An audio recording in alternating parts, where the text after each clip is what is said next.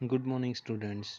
Now बेटा अब हम इसके बारे में पढ़ेंगे जो नेक्स्ट पॉइंट है मराठास के बारे में। वार विद द मराठास। बेटा मैंने आपको बताया था अंग्रेज़ों ने जैसे भाई टीपू सुल्तान के साथ हैदर अली के साथ काफ़ी युद्ध किए, 4 उन्होंने एंग्लो मैसूर युद्ध किए। उसके बाद वो चाहते थे कि मराठा की शक्ति को भी वो कमज़ोर करें और वहाँ के क्षेत्रों पर भी वो अपने कब्जे स्टार्ट करें। तो 18th सेंचुरी में बताया जाता है बेटा, from the late 18th century the company also the saw the cup and the eventually destroy the Maratha power. अब वो क्या चाहते थे, जो मराठा की पावर को कम करना चाहते थे, उनकी पावर को ख़त्म करने के बारे में सोच रहे थे। 1761 में पानीपत की जो तीसरी लड़ाई हुई थी, उसके हार के बाद जो मराठाओं का सपना था बेटा, जो दिल्ली से शासन करने का, वो चूर चूर हो गया। अब जो मराठा जो थे वो अलग अलग राज्यों में बँट गए। इन राज्यों की बागडोर अलग अलग क्षेत्रों में, जैसे सिंधिया है, होलकर है, गायकवाड़ है, भोसले हैं, जैसे अलग अलग राजवंशों के हाथ में चली गई। अब ये सारे जो सरदार थे, जो पेशवा थे, ये जो सारे सरदार थे एक पेशवा के अंडर में काम करते थे, मतलब उसके सदस्य थे। पेशवा का था बेटा, पेशवा एक ऐसा राजमंडल का सैनिक था जो प्रशासनिक जो प्रमुख था, उसके पास प्रशासनिक और जो सैनिक है उसके पास शक्ति थी, और वो पुणे में रहता था। इसमें जैसे सिंधिया के बारे में बताया जाता है, नाना फडणवीस के बारे में बताया जाता है। ये जो जो दो प्रसिद्ध मराठा योद्धा हैं, जो काफ़ी अच्छे योद्धा साबित हुए हैं। उसके बाद बताया जाता है बेटा नेक्स्ट पेज में द मराठाज वर। अब इसमें क्या बेटा, जैसे मराठास के साथ उनके युद्ध स्टार्ट हो गए। पहला जो युद्ध हुआ 1782 में हुआ, लेकिन ये युद्ध बेटा सालबाई संधि के साथ समाप्त हो गया। इसमें किसी पक्ष को ज़्यादा विजेता घोषित नहीं किया गया। अब दूसरा जो युद्ध हुआ मराठास का, वो 1803 से लेकर 5 के बीच में हुआ। अब इसमें नतीजा ये हुआ बेटा, उड़ीसा और यमुना के जो क्षेत्र हैं, आगरा और दिल्ली सहित काफ़ी भू भाग जो अंग्रेज के अंडर में कंट्रोल में आ गए, और इन्होंने वहाँ पर कब्जा कर लिया। अब उसके बाद जैसे जो तीसरा बेटा जो मराठा और अंग्रेज़ों के साथ जो युद्ध हुआ था 1870 से 90 के बीच में, इसमें क्या बेटा, मराठास की पावर को पूरी तरह से उन्होंने कुचल कर दिया, डिस्ट्रॉय कर दिया। मतलब उन्होंने मराठास की पावर को बिल्कुल ही नष्ट कर दिया, डिस्ट्रॉय कर दिया। अब पेशवा को बेटा पुणे से हटाकर नागपुर के पास बिठूर में पेंशन पर भेज दिया, मतलब उसकी पेंशन कर दी।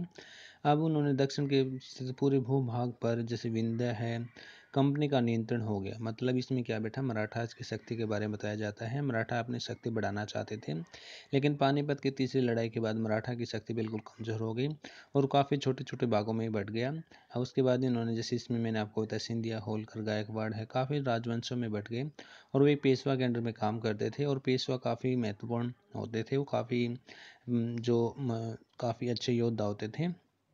लेकिन फिर भी मराठास के अंग्रेज़ों के साथ 3 युद्ध हुए। तीनों युद्ध में हारने के बाद मराठास की शक्ति पूर्ण रूप से डिस्ट्रॉय हो गई। अब उसके बाद नेक्स्ट पॉइंट आता है बेटा, the claim to पैरामाउंटसी।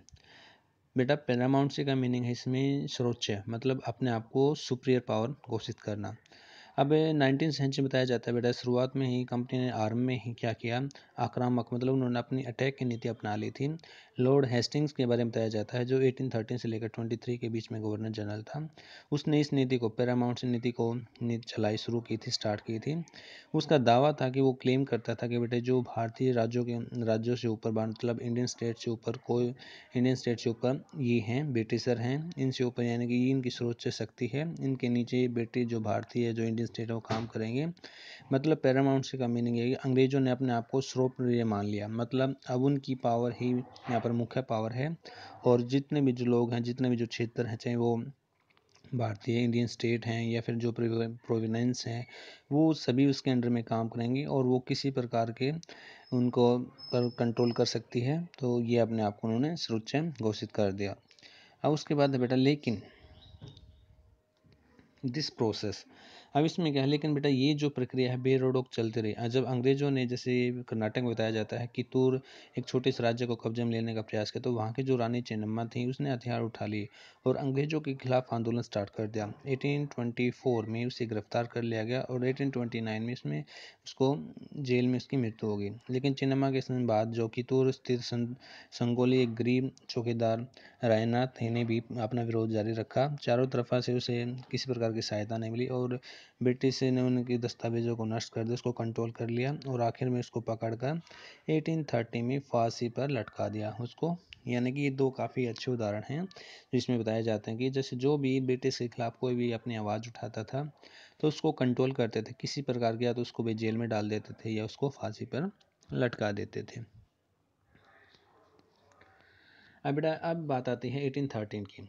East India company को अब ये ज़्यादा भय हो गया था कि जो रशिया है वो अपने क्षेत्रों के प्रभाव को बढ़ा रही है। अब जैसे एशिया में जो रशिया का क्षेत्र बढ़ रहा था उसके प्रभाव को बढ़ा रही थी। हाँ बेटा, अब 1830 में बात आती है जो ईस्ट इंडिया कंपनी है वो रूस के प्रभाव से डरी हुई थी, क्योंकि कंपनी को भय था बेटा जो एशिया में कहीं उत्तर पश्चिम साइड से भारत में इसका प्रभाव नहीं फैल जाए और इसका जो ब्रिटिश का जो प्रभाव कम ना हो जाए। इस डर के चलते उन्होंने क्या किया, ब्रिटिशर ने, अंग्रेजों ने क्या किया, जो भारतीय जो नॉर्थ वेस्ट क्षेत्र है वहाँ पर उन्होंने अपना कंट्रोल स्थापित कर दिया। 1838 से लेकर 1842 के बीच में उन्होंने क्या किया, अफगानिस्तान के साथ एक लंबी लड़ाई लड़ी और वहाँ पर उन्होंने काफ़ी अपना शासन स्थापित कर लिया और 1843 में सिंध को भी उन्होंने अपने कब्जे में ले लिया। फिर उसके बाद बारी आती है पंजाब की, टर्न पंजाब के आते हैं। यहाँ पे जो रणजीत सिंह सर कंपनी को रणजीत सिंह है बेटा, उसकी कंपनी को रणजीत सिंह और काफ़ी अच्छा योद्धा था पंजाब का। तो उसने क्या किया, उनकी दाल नहीं गलने दी और 1839 में उसकी मृत्यु के बाद उसके साथ उनके क्षेत्रों पर उन्होंने कब्जा कर लिया। दो काफ़ी अच्छी लड़ाइयाँ हुई और 1849 में अंग्रेजों ने पंजाब को अपने क्षेत्र में ले लिया। अब उसके बाद नेक्स्ट आता है बेटा doctrine of the lapse. Lapse की नीति होता है बेटा विलय करना, मतलब क्षेत्रों को अपने कब्जे में लेना। इसमें बताया जाता है बेटा अधिकरण, मतलब अधिकरण होता है किसी क्षेत्र को अपने कब्जे में लेना किसी नीति के तहत। क्योंकि ब्रिटिश मानते थे कि ब्रिटिश हमें कई बार क्या करते थे कि इस क्षेत्र को युद्ध लड़ने के बाद अपने कंट्रोल में कर लेते थे और कई बार भाई कोई नीति अपना कर उस क्षेत्र को कंट्रोल कर लेते थे। मतलब उनका मेन उद्देश्य था ज़्यादा से ज़्यादा भूभाग क्षेत्र यानी कि प्रोविनेंस को अपने क्षेत्र में अंडर में कंट्रोल करना। अब बात आते हैं बेटा 1848 से लेकर 1856 के बीच में। इसमें गवर्नर जनरल लॉर्ड डलहौजी के बारे में बताया जाता है। लॉर्ड डलहौजी ने बेटा एक नई नीति अपनाई जिसको हम कहते हैं डॉक्ट्रिन ऑफ लैप्स की नीति। इससे ये नीति क्या थी बेटा, ये नीति थी अगर मतलब इंडियन रूलर का अगर कोई भी बेटा नहीं है, मतलब उसका कोई उत्तराधिकारी नहीं है, अगर उसने किसी को गोद ले रखा है वो नहीं मानना होगा। और अगर किसी भी राजा का कोई उत्तराधिकारी नहीं, कोई बेटा नहीं है, तो उसके क्षेत्र को, उसके भूभाग को, उसको प्रोविडेंस को क्या करेंगे, ये कंपनी अपने क्षेत्र में अपने अंडर में विलय कर लेगी, लैप्स कर लेगी। तो इससे बेटा इस नीति के तहत उन्होंने मोस्टली बताए जाते हैं जैसे प्रोविडेंस को अपने अंडर में लिया, सतारा है, सबलपुर है, उदयपुर है, नागपुर है और झांसी है। और इन क्षेत्रों को उन्होंने काफ़ी अपने इसी नीति के तहत अपने कब्जे में लिया। फिर बात आती है बेटा नीचे 1856 में उन्होंने अवध के क्षेत्रों को भी अपने कंट्रोल में कर लिया। लेकिन अवध के क्षेत्र के बारे में बताया जाता है उन्होंने अवध के क्षेत्र को ये कहकर कंट्रोल किया कि जहाँ पर जो मिस गवर्नमेंट है, मतलब यहाँ पर जनता की भलाई के लिए काम नहीं किया जा रहा है और उसके लिए हम अपने यहाँ पर क्षेत्रों को अपने कब्जे में लेंगे और जनता की भलाई के लिए काम करेंगे। लेकिन नवाब को उसकी गद्दी से हटा दिया गया। यह देखकर लोगों में काफ़ी गुस्सा फैल गया, क्योंकि जो नवाब थे, नवाब के प्रति लोग काफ़ी हितैषी थे नवाब के, क्योंकि वो काफ़ी अच्छे काम करता था। तो 1857 में ये काफ़ी एक अच्छा महान विद्रोह साबित हुआ। अब उसके बाद आता है बेटा नेक्स्ट है, देखो इसमें मैप में दिखाए गए इन्होंने काफ़ी क्षेत्रों पर कब्जा कर लिया था। जैसे जो इसमें दिखाए गए हैं मैप में, धीरे धीरे इन्होंने काफ़ी क्षेत्रों पर अपने कब्जा, जो एक्सपेंशन ब्रिटिश का टेरिटरी का पावर का अपने इंडिया में स्थापित हो गया। अब उसके बाद आता है बेटा setting up a new administration. अब इन्होंने एक नया शासन स्थापित कर दिया, नया एडमिनिस्ट्रेशन इन्होंने स्थापित कर दिया। गवर्नर जनरल के बारे में बताया जाता है जो 1773 से लेकर 85 के बीच में यहाँ पर उन्होंने काफ़ी महत्वपूर्ण व्यक्ति थे, मतलब काफ़ी अच्छे जो इन्होंने अपने इम्पोर्टेंट्स कार्य किए। इसने काफ़ी इम्पोर्टेंट्स कार्य यहाँ पर स्टार्ट किए। वारंग हेस्टिंग्स के बारे में बताया जाता है कि इसने कंपनी न केवल बंगाल बल्कि बम्बई और मद्रास को अपनी सत्ता में हासिल कर लिया था। ब्रिटिश इलाके मोटे तौर पर ये क्या थे, जो बंगाल हैं, बम्बई हैं, मद्रास हैं, प्रेसिडेंसी सेंटर में कन्वर्ट हो गए थे। और इसमें प्रेसिडेंसी सेंटर में तीनों थे, इसमें बंगाल, मद्रास, बम्बई के बारे में बताया जाता है जो प्रेसिडेंसी सेंटर हो गए थे। अब इसमें क्या था बेटा, जो यहाँ पर हर एक प्रेसिडेंसी सेंटर पर एक गवर्नर था और उन तीनों के ऊपर एक गवर्नर जनरल था। वारंग हेस्टिंग्स ने यहाँ पे क्या है जो एडमिनिस्ट्रेशन में कुछ सुधार किए, इम्प्रूवमेंट किए, और उन्होंने जस्टिस के लिए भी कुछ अन्य सुधार किए। इसमें 1772 में बताया जाता है इन्होंने एक जस्टिस का नया सिस्टम लागू किया, एस्टेब्लिश किया। इसमें क्या था, ईच जो डिस्ट्रिक्ट थे उन्होंने दो कोर्ट में डिवाइड किए, क्रिमिनल कोर्ट और सिविल कोर्ट, यानी कि फौजदारी और दीवानी अदालत।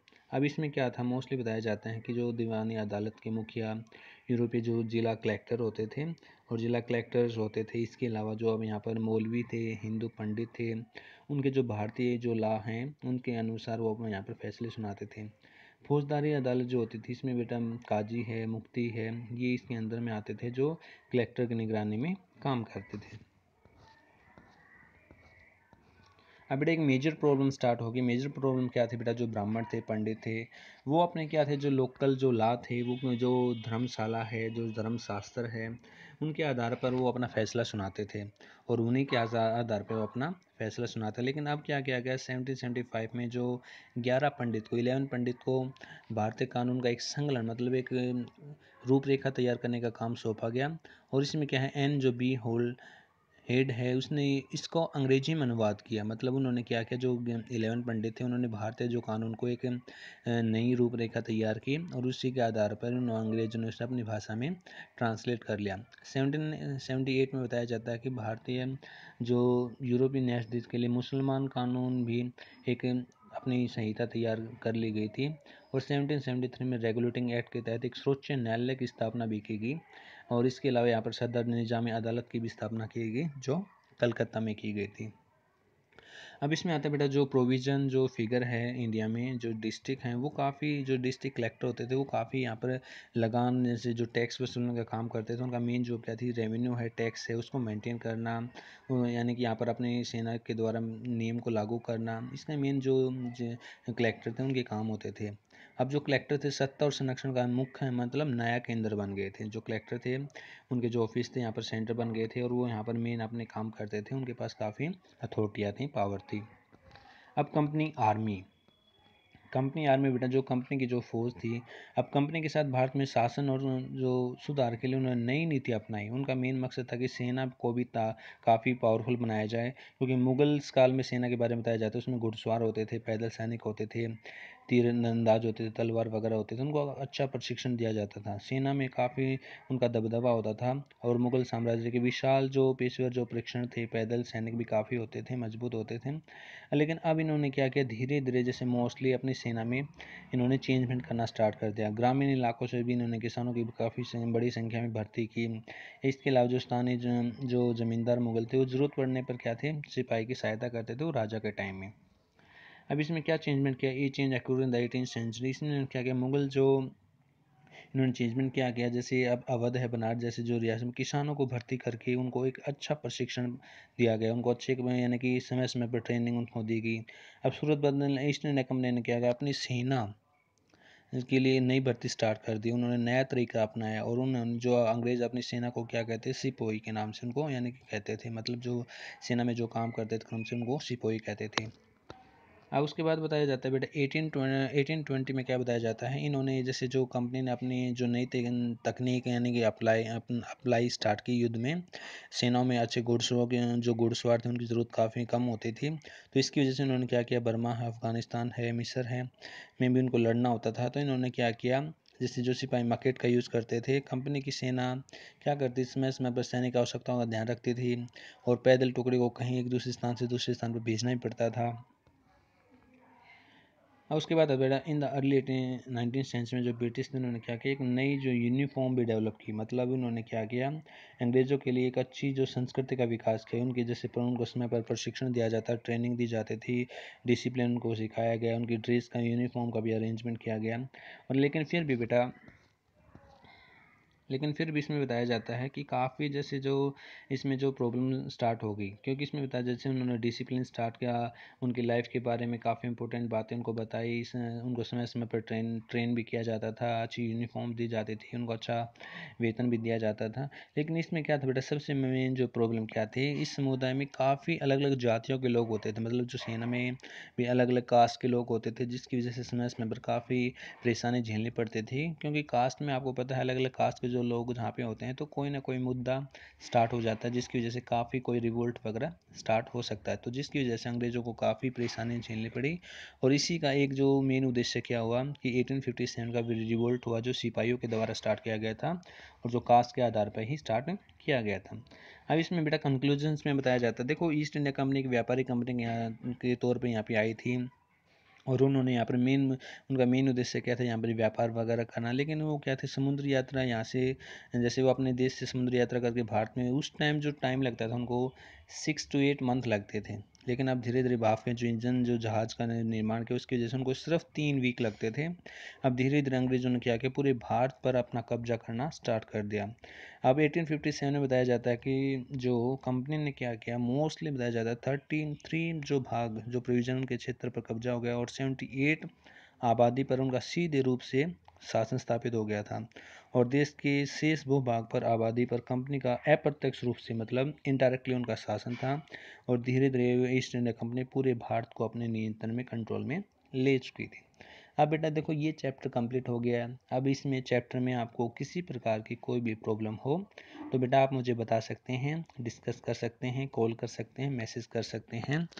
ओके बेटा, बाय।